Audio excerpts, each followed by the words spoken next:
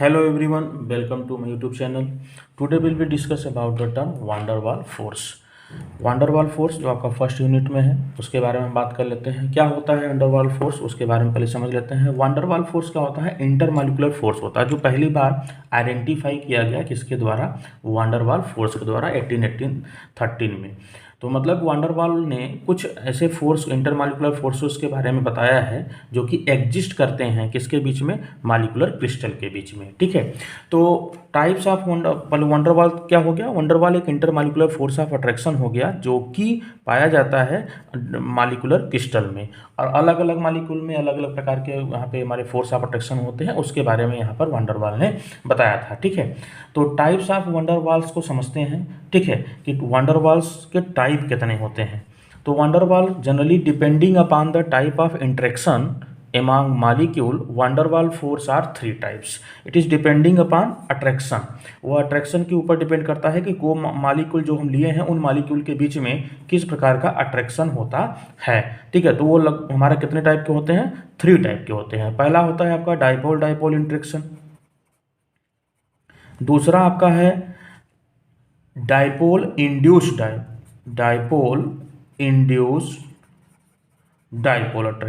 Dipole interaction, और तीसरा आपका है इंड्यूस्ड डाइपोल, या हम यूँ कह सकते हैं कि लंदन फोर्स, जिसको आप बोलते हो लंदन फोर्स। ठीक है, लंदन फोर्स ये और हमारा डाइपोल डाइपोल। ठीक है, लंदन फोर्स को ही हम और दूसरे नाम से जानते हैं कि दूसरे नाम से क्या है कि उसका instantaneous dipole induced dipole attraction, dipole interaction. ये 3 प्रकार के इंटरेक्शन के बारे में बताए हैं van der Waals ने। ठीक है, तो हम एक एक करके डिस्कस कर लेते हैं कि क्या होता है। ठीक है, तो पहला हमारा जो है वो हमारा क्या है? Dipole dipole interaction. तो आपको नाम से समझ में आ रहा होगा dipole dipole interaction, the force of attraction between two molecule which is dipole. 2 molecule हो जो भी क्या हो हमारे डाइपोल हो, उनके बीच में जब अट्रैक्शन की, मतलब इसका क्या हुआ? मतलब इसका हुआ कि these attraction exist in polar molecule. ये किस में एग्जिस्ट करेगा? पोलर मॉलिक्यूल में। ठीक है, पोलर मॉलिक्यूल मतलब लाइक गैसेस के टर्म में रहना चाहिए, लाइक गैसेस। कौन सा? अमोनिया, NH3 जानते हो आप, पोलर है। पोलरिटी हम आपको पढ़ा चुके हैं। आप इससे पहले अगर आपको पोलरिटी ना समझ में आया कौन पोलर होता है कौन नहीं नॉन पोलर होता है, तो आप हमारा वीडियो देख सकते हैं पोलरिटी के टर्म में। तो SO2, HF, HCl एक्सेट्रा, ये सब क्या होते हैं? ये सभी हमारे डाइपोल होते हैं। इसमें क्या होता है? इसमें क्या होता है? इन दिस डाइपोल परमानेंट होते हैं। ये क्या होते हैं? परमानेंट डाइपोल मोमेंट होता है इनमें। और क्या होता है? परमानेंट डाइपोल मोमेंट होने के वजह से ये बिहेव करते हैं कैसे? बिहेव्स एज डाइपोलर, यह डाइपोलर की तरह बिहेव करते हैं। 2 टर्म आपको यहाँ पर समझ में आ गया होगा। अब इसका मतलब क्या हुआ? इसका मतलब ये हुआ कि in such molecule the van der Waal force exist between, अब पोलर हैं तो पोलर हैं तो एक तरफ पॉजिटिव एक तरफ नेगेटिव होगा। तो कहने का अर्थ यहाँ पर ये होता है कि in such molecule the van der Waal force exist between positive end of one dipole and negative end of another dipole. मतलब क्या है? जो फोर्स ऑफ अट्रैक्शन होगा वो किसके किसके बीच में होगा? वह फोर्स ऑफ अट्रैक्शन बिटवीन होगा किसके बीच में? एक जो पोलर मॉलिक्यूल होगा, जैसे यहाँ पर हम देख ले रहे हैं एक पोलर मॉलिक्यूल है, एग्जाम्पल में हम ले रहे हैं HCl का। ठीक है, तो यहाँ पर HCl है तो ये इधर H इधर Cl। ठीक है, तो इधर क्या आएगा? पॉजिटिव आएगा और ये नेगेटिव, क्योंकि हमारा क्या होता है? Dipole moment. डाइपोल मोमेंट किधर होगा? डाइपोल मोमेंट इस साइड में होगा। ठीक है, जो मोल इलेक्ट्रोनेगेटिव है। दूसरा जो हमारा HCl होगा ये भी हमारा इस प्रकार से होगा, प्लस और ये माइनस। अब देखो यह भी एक हमारा क्या है? पोलर मॉलिक्यूल है। यह भी हमारा क्या है? पोलर मॉलिक्यूल है। अब इनके बीच में जो अट्रैक्शन होगा वो किसके बीच में होगा? The end of positive of one molecule and the end of negative of another molecule. तो कहने का अर्थ क्या है कि the van der Waals force exist between dipolar molecule are due to dipole dipole interaction known as dipole dipole interaction of van der Waals force. बात करा समझ में आई? डाइपोल डाइपोल के बीच में, जैसे यहाँ पर हम समझ सकते हैं ये मालिक्यूल हमारा, अगर हम इधर माइनस लिए तो यहाँ पर प्लस, ठीक है, तो यहाँ पर क्या होगा माइनस, यहाँ पर प्लस। तो जो अट्रैक्शन होना चाहिए वो किसके बीच में होना चाहिए? वो अट्रैक्शन हमारा हमेशा होना चाहिए, एक एंड पॉजिटिव रहेगा और दूसरा एंड क्या रहेगा? निगेटिव रहेगा। एक एंड हमारा पॉजिटिव रहेगा और दूसरा एंड निगेटिव होगा। क्लियर हुआ यहाँ पर? तो डाइपोल डाइपोल, दो डाइपोल मॉलिक्यूल होंगे, इनके बीच में जब अट्रैक्शन लगेगा तब हम उसको बोलेंगे डाइपोल डाइपोल इंटरेक्शन। ये वंडर वॉल का वन टाइप होता है। और दूसरा इसमें हम और क्या समझ सकते हैं? तो डाइपोल डाइपोल अट्रैक्शन की जो एनर्जी होगी, dipole dipole interaction, dipole dipole interaction energy between stationary polar molecule is proportional to 1/r³। जहां पर 1/r³ क्या, 1/r³ के प्रोपोर्शनल है, जहां पर r क्या होता है? r होता है आपका डिस्टेंस, होता है distance between polar molecule, polar molecule. ठीक है, तो समझ में आया यहाँ पर डाइपोल डाइपोल इंटरेक्शन, वह इंटरेक्शन जो कि पोलर मॉलिक्यूल के बीच में हो, एक का पॉजिटिव एंड दूसरे का निगेटिव एंड जब आपस में अट्रैक्शन करें वो हमारे हो। तो मतलब ये कब होता है? जब मॉलिक्यूल क्या हो? परमानेंट डाइपोल हो और डाइपोलर की तरह वह बिहेव करता हो। अब हम नेक्स्ट बात कर लेते हैं, दूसरा हमारा है इंड्यूस्ड डाइपोल और dipole interaction. Dipole induced dipole attraction, dipole induced dipole interaction. तो आपको वर्ड से समझ में आ रहा होगा कि डाइपोल और इंड्यूस्ड डाइपोल इंटरेक्शन का मीनिंग क्या हो सकता होगा। देखो ये जो अट्रैक्शन होता है, this type of attraction force operate between a polar molecule having permanent dipole and a molecule which is non polar. कहने का मतलब है यह किसके बीच में होगा? यह होगा आपका पोलर एंड नॉन पोलर के बीच में। ठीक है, पोलर और नॉन पोलर के बीच में। अब होता क्या है इसमें? द परमानेंट डाइपोल मोमेंट वाला जो मॉलिक्यूल है, मतलब जो पोलर मॉलिक्यूल है, ठीक है, पोलर मॉलिक्यूल इंड्यूसेस, वह इंड्यूस कर देता है, ठीक है, induces dipole on non polar molecule. ठीक है, नॉन पोलर मॉलिक्यूल करता क्या है? जो पोलर मॉलिक्यूल होता है वह इंड्यूस कर देता है डाइपोल किस पे? नॉन पोलर मॉलिक्यूल पे। कैसे करता है उसको समझ लेते हैं पहले।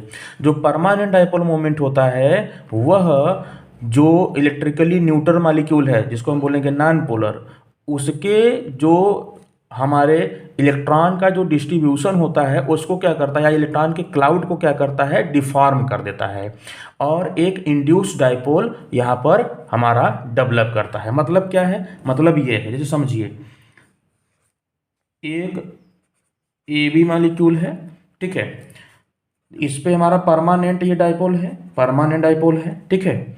अब इसको हम ले जा रहे हैं एक नॉन पोलर के पास। नॉन पोलर मतलब इलेक्ट्रॉन का यहाँ पर क्लाउड क्या होगा? सिमेट्रिकल डिस्ट्रीब्यूशन होगा, ठीक है, ना तो ये कहीं पे ज़्यादा कहीं पे कम नहीं है, नॉन पोलर है। ये क्या है? नॉन पोलर है।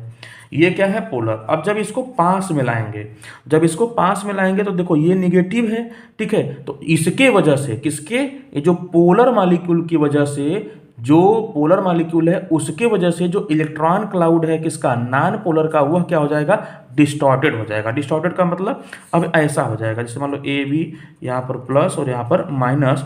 अब इलेक्ट्रॉन क्लाउड हमने क्या किया? इलेक्ट्रॉन क्लाउड हमने एक साइड में कर दिया क्योंकि इधर नेगेटिव है। तो जब इलेक्ट्रॉन क्लाउड हर जगह डिस्ट्रीब्यूट था तो ये जब इसके पास में आया होगा तो ये इसको क्या करेगा? इलेक्ट्रॉन को रिपल करेगा। तो एक तरफ इलेक्ट्रॉन की डेंसिटी कम हो जाएगी, दूसरी तरफ इलेक्ट्रॉन की डेंसिटी अधिक हो जाएगी, जिसकी वजह से इसमें अब क्या डेवलप हो जाएगा, इंड्यूस्ड डायपोल। अब ये कैसा हो जाएगा, इंड्यूस्ड डायपोल हो जाएगा, ठीक है। तो इसके ऊपर अब जिधर इलेक्ट्रॉन क्लाउड ज़्यादा हो जाएगा उधर हमारा नेगेटिव आ जाएगा और इधर हमारा क्या हो जाएगा, पॉजिटिव। तो देखो एक जो पोलर मॉलिक्यूल था उसके वजह से एक जो नॉन पोलर मॉलिक्यूल हुआ उसके अंदर इंड्यूस्ड हो गया क्या, डायपोल। और इनके बीच में जब अट्रैक्शन होगा तो हम उसको क्या बोलेंगे, डायपोल इंड्यूस्ड डायपोल इंटरेक्शन। समझ में आ गया, ठीक है। डेफिनेशन क्या है, this type of attraction force operate between polar molecule having permanent dipole and molecule lacking a permanent dipole, मतलब non polar molecule come in contact of the polar molecule. होता क्या है, the permanent dipole molecule induces dipole on electrically neutral molecule and induces dipole is developed in other molecule, and the attraction between dipole and induced dipole molecule is known as dipole induced dipole interaction। ठीक है, example से समझ लेते हैं। जैसे कि oxygen को dissolve कर रहे हैं हम किस में, oxygen dissolve in water. Oxygen को हम वाटर में डिजॉल्व कर रहे हैं। जब हम ऑक्सीजन को वाटर में डिजॉल्व कर रहे हैं तो आप जानते हो वाटर क्या है, वाटर परमानेंट पोलर है यहाँ पर, ठीक है। प्लस ये माइनस और ये प्लस और ये माइनस, ठीक है। अब हम इसको ऑक्सीजन मान लो मिला रहे हैं तो ऑक्सीजन का मान लेते हैं ये न्यूक्लियस हो गया, ठीक है। और इसके चारों तरफ इलेक्ट्रॉन क्या है, इलेक्ट्रॉन क्लाउड डिस्ट्रीब्यूटेड है सिमेट्रिकल। ये क्या है, सिमेट्रिकली है, क्या है, symmetrical electron cloud of non polar oxygen molecule, ठीक है। और ये क्या है, वाटर है जो कि हमारा क्या है, परमानेंट पोलर है, परमानेंट डायपोल है, क्या है, डायपोल है। चलो ठीक है, जब हम इसको यहाँ पर मिलाते हैं तो होगा क्या, देखो अब ये होगा कि एच एच इसके ऊपर प्लस है, इसके ऊपर प्लस है, डेल्टा प्लस लिख दे रहे हैं और यहाँ पर वो डेल्टा माइनस, ठीक है।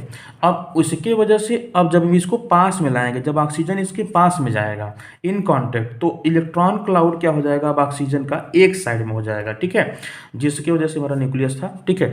अब यहाँ पर डेल्टा माइनस और यहाँ पर हमारा क्या हो जाएगा, अब इसके ऊपर किधर हमारा क्या डेवलप हो जाएगा, डेल्टा प्लस, ठीक है। मतलब अब ये क्या कहलाएगा, इंड्यूस्ड कहलाएगा, क्या कहलाएगा, induced dipole in O2 molecule, ठीक है। समझ में आया, कहने का अर्थ है कि एक जो पोलर मॉलिक्यूल था उसके वजह से एक नॉन पोलर मॉलिक्यूल में भी पोलरिटी डेवलप हो गई, जो इंड्यूस पोलरिटी है, इंड्यूस्ड हो गया है, ठीक है। वह हमारा इनके बीच में अगर हमारा अट्रैक्शन हो रहा है तो इसको हम बोलेंगे डायपोल इंड्यूस डायपोल इंटरेक्शन, ठीक है। इसका जो इंटरेक्शन एनर्जी होता है, interaction energy is proportional to 1/R6, और जहाँ पर R क्या है, R है डिस्टेंस बिटवीन टू मॉलिक्यूल, ठीक है। तो समझ में आया, ठीक है। तो डायपोल इंड्यूस डायपोल क्या होगा, जब डायपोल और एक नॉन पोलर के बीच में जब अट्रैक्शन हो और जब डायपोल के पास नॉन पोलर को लेकर आए तो नॉन पोलर वाले में भी इंड्यूस हो जाए, ठीक है, उसमें भी हमारा क्या हो जाए, ठीक है, जो हमारा नॉन पोलर था उसमें भी डिफॉर्म हो जाए, उसका मतलब induce dipole on the electrically neutral molecule, जो इलेक्ट्रिकली न्यूट्रल मॉलिक्यूल था उसमें भी हमारा क्या हो जाए, इंड्यूसेस हो जाए, किसका, डायपोल का। और इनके बीच में जब अट्रैक्शन हो जाए तो हमारा बोला जाएगा डायपोल इंड्यूस डायपोल इंटरेक्शन, ठीक है। अब हम बात कर लेते हैं लास्ट जो हमारा लंदन उसका है। अब हम बात कर लेते हैं instantaneous dipole induce dipole interaction, जिसको हम बोलते हैं लंदन फोर्स। अब इसके बारे में बात करें, देखो यहाँ पर बात हो रही है कि these force exist in between non polar molecule. ये जो फोर्स होता है वह नॉन पोलर मॉलिक्यूल के बीच में होता है। जैसे कि एग्जांपल में समझ सकते हैं, oxygen molecule, nitrogen molecule, Cl chlorine molecule etcetera, इन सभी में डेवलप होता है। या और जो मोनो एटॉमिक होते हैं, मोनो एटॉमिक गैसेस, ठीक है, जैसे मोनो एटॉमिक में कौन, noble gases, helium, neon, argon, ठीक है, ये सब के बीच में। तो ऐसा फोर्स ऑफ अट्रैक्शन जो कि एग्जिस्ट हो किसमें, नॉन पोलर मॉलिक्यूल के बीच में। अब इसमें होता क्या है, हम अच्छे से जानते हैं क्या, कि जो नॉन पोलर होते हैं, non polar molecule have no permanent dipole, उनमें कोई परमानेंट डायपोल तो होता नहीं है, ठीक है, डायपोल मोमेंट। लेकिन एक चीज तो होता है, since electron cloud distributed symmetrically, हम ये भी जानते हैं कि electron cloud distributed symmetrically, electron cloud distributed symmetrically and electrons are continuous and electrons are continuous क्या होंगे, मूव करते रहेंगे, ठीक है, रैपिडली मोशन में रहेंगे, ठीक है, रैपिडली इन मोशन।